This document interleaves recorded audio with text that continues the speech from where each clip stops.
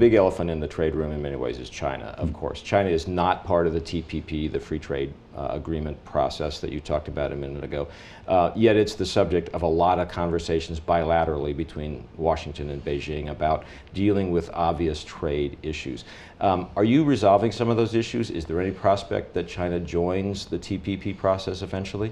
And is the new leadership there making any difference on any of these subjects? Well, we have a very robust bilateral dialogue with the Chinese across the whole array of economic issues, trade and investment. And most recently, the senior Chinese leadership was here in Washington for a meeting of strategic and economic dialogue where we did make progress on a number of items. There's more work to be done. We want to go farther and faster than we've made progress to date, but we are making progress through these sorts of engagements.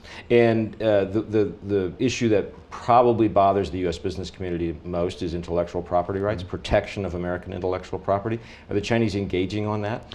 They are engaging, and they're increasingly focused on it because within China there is more production of intellectual property itself. We've made this a very high priority, the whole area of intellectual property protection, trade secret protection, cyber theft. It's a key part of our dialogue with them. And again, at each one of these engagements, when the President Obama meets President Xi, when there's a senior level dialogue, we use each one of these meetings as a way of advancing the agenda. And when you say there's more intellectual property production in China itself, do you mean that they see that they've got some skin in this game in a way they didn't before? I think increasingly so.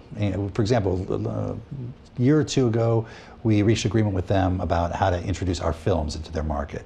And that agreement is still being implemented, and it's coming along. They have a emerging film industry that they want to see protected as well. And so it gives us a common interest in talking about what can be done to protect intellectual property.